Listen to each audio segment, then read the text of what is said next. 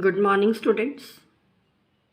Today we will start our next chapter, Equilibrium of Floating Bodies. So our first topic is conditions of equilibrium of a body freely floating in a liquid. To find the conditions, let us take a heavy liquid which is at rest under gravity and a body which is freely floating is wholly or partially immersed in this liquid. Now, what are the forces acting on this body? One of the force is the weight of this body, which is acting vertically downward at the center of gravity of this body. Here, G is the center of gravity of this body. And the second force acting on the body is the resultant thrust on this body. Resultant thrust means buoyant force, and buoyant force can be obtained by the principle of Archimedes.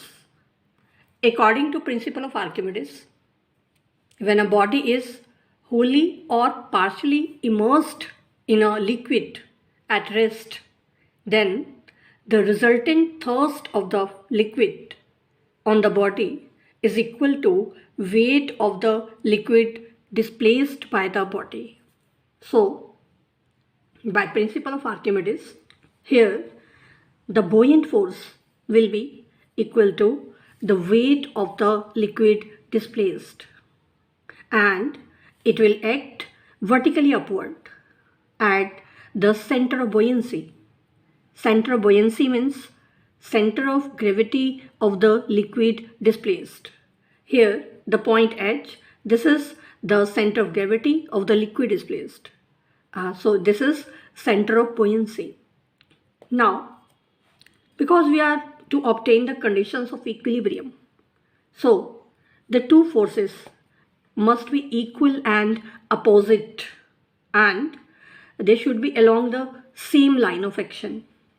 So, the conditions of equilibrium for the body will be, first condition, the weight of the body that should be equal to the weight of the liquid displaced.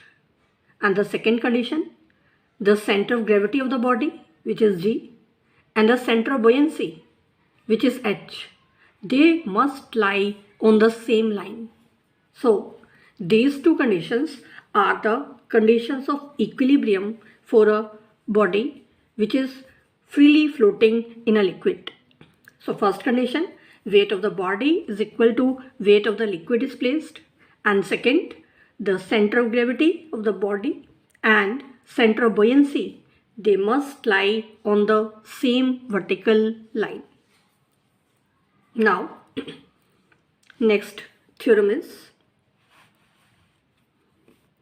if a solid of the volume V and mean density ρ is floating in a liquid of density ρ dash, here ρ dash is greater than ρ, then we are to prove that the volume of solid immersed is V rho upon ρ dash.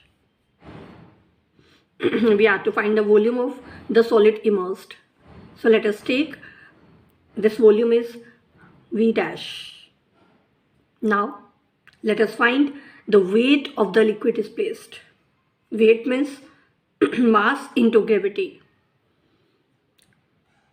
So this will become volume into density into G. Here the volume is V dash, density is ρ dash into G. So the weight of the liquid displaced, that will be V dash into ρ dash into G. Now let us find weight of the solid.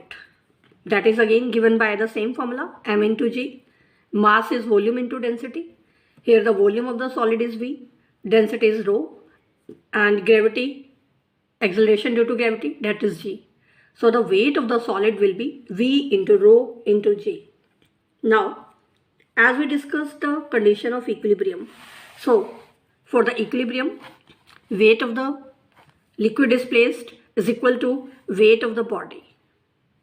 Weight of the liquid displaced, that is V dash into rho dash into G, and weight of the body, that is V into rho into G. So from here we can find the value of V dash, which is V rho upon rho dash. So we have obtained the volume of immersed part of the solid.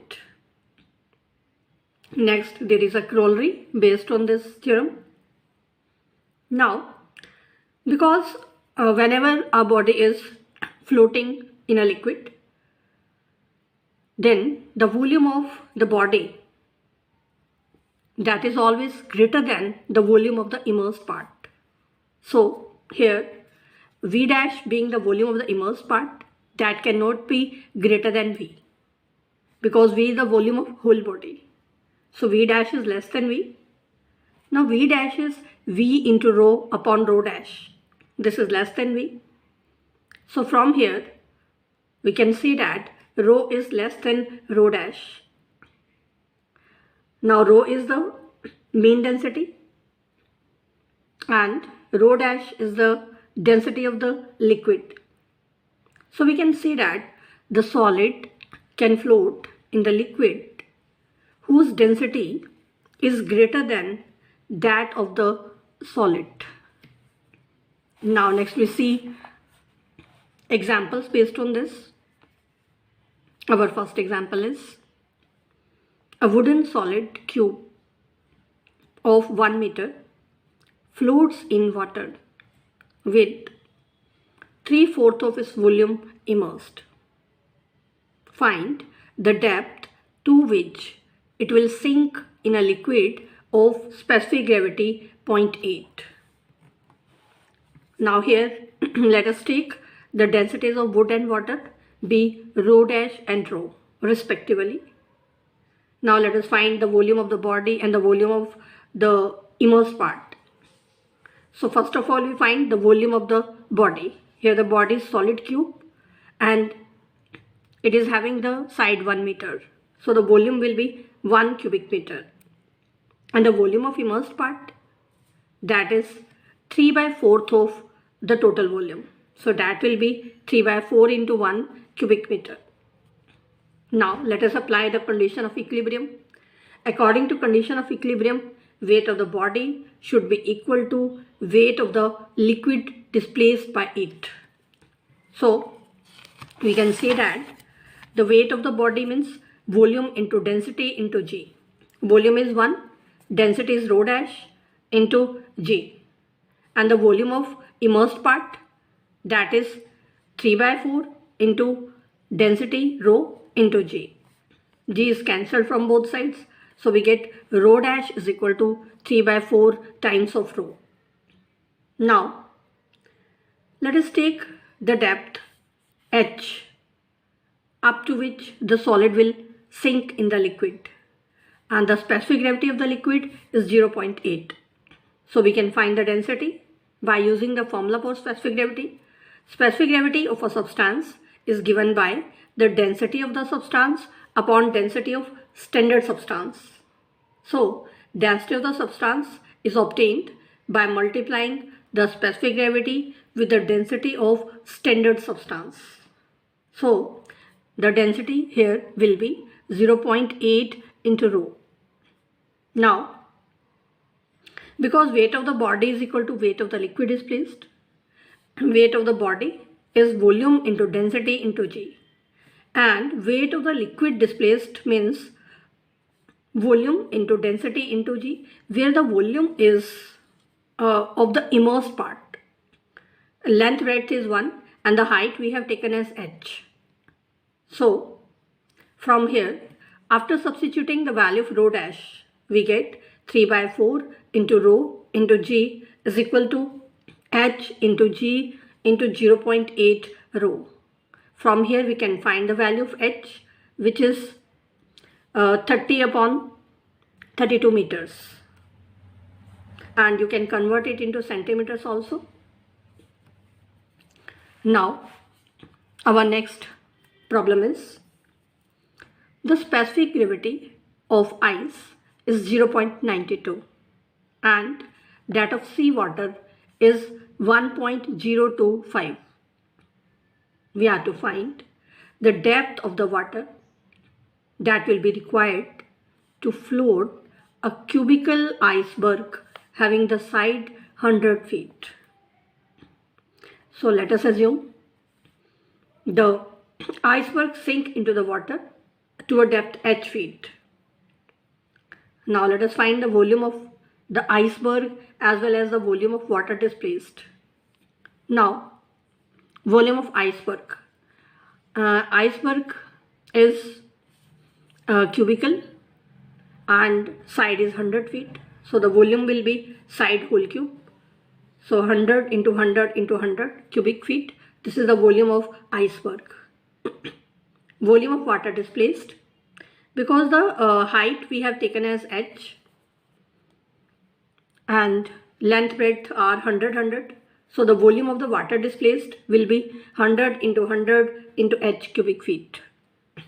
Now, let us take the density of some standard substance rho, and then we can find the density of iceberg by using this formula.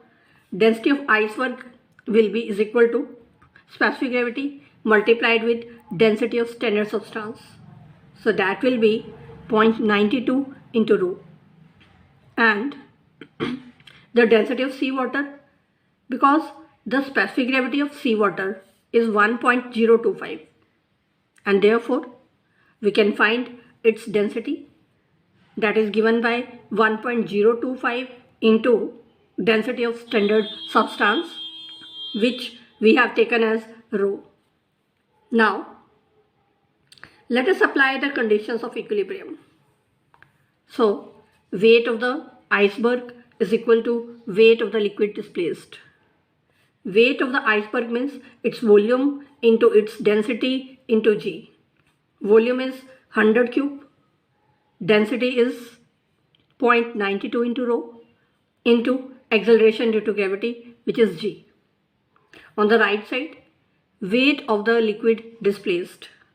Volume is 100 into 100 into h. Density is 1.025 rho and acceleration due to gravity, that is g. So from here we can find the value of h. Rho and g are cancelled from both sides.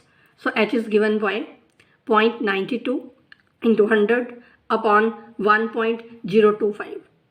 So simplifying this term, we get the height, which is 89.756 feet. So this is the depth of the water that is required to float a cubical iceberg whose side is 100 feet.